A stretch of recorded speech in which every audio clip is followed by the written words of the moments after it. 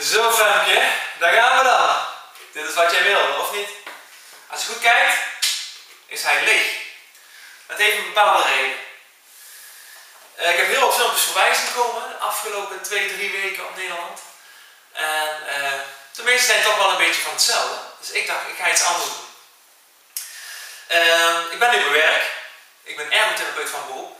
En heb vandaag ook wel vele huisbezoeken gehad. Helaas zijn het niet altijd even leuke huisbezoeken.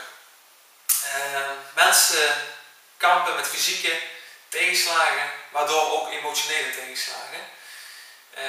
Zoals ALS helaas een groot voorbeeld daarvan is. Ik heb gemerkt dat muziek hen ondersteunt bij de omgang van de pijn en verdriet dat ze hebben. En daarom heb ik dit keer geen emmer die ik over mijn hoofd doe, maar heb ik een eigen geschreven liedje gemaakt. Gebaseerd op een van de patiënten die ik behandel. Het lijkt me heel erg leuk om dit voor te zetten. En daarom wil ik ook een paar Nederlandse artiesten uitnodigen hiervoor.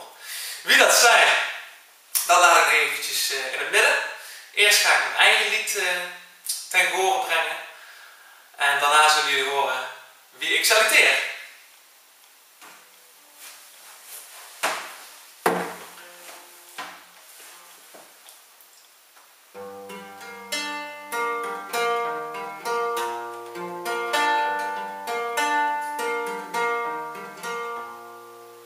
Liggend aan het raam, kijkt ze naar buiten, ziet ze allen gaan.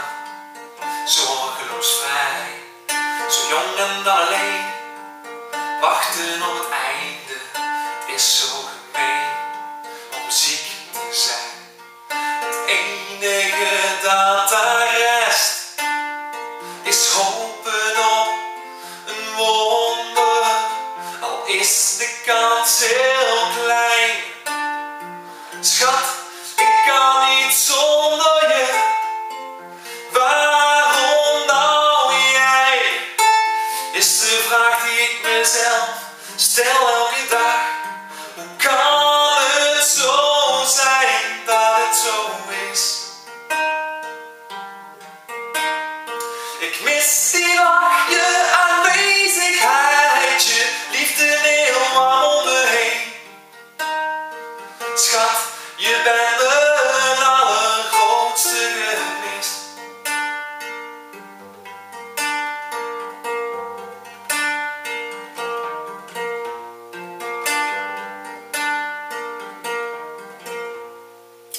Waarom toch ik, hoor ik haar denken, waarom toch zij, omdat het zo moet zijn?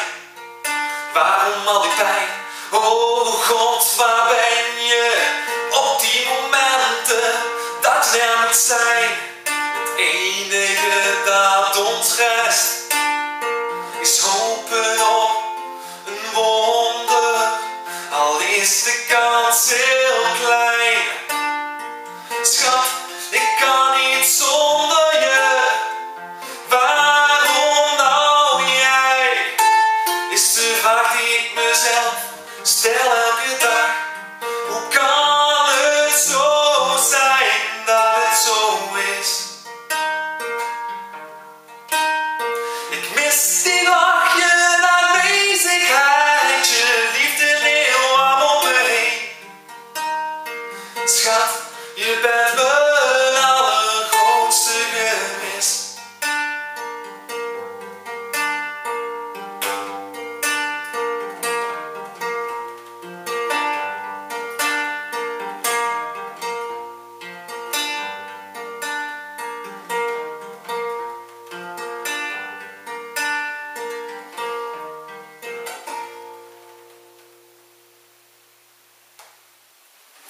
Zo, daar was hij.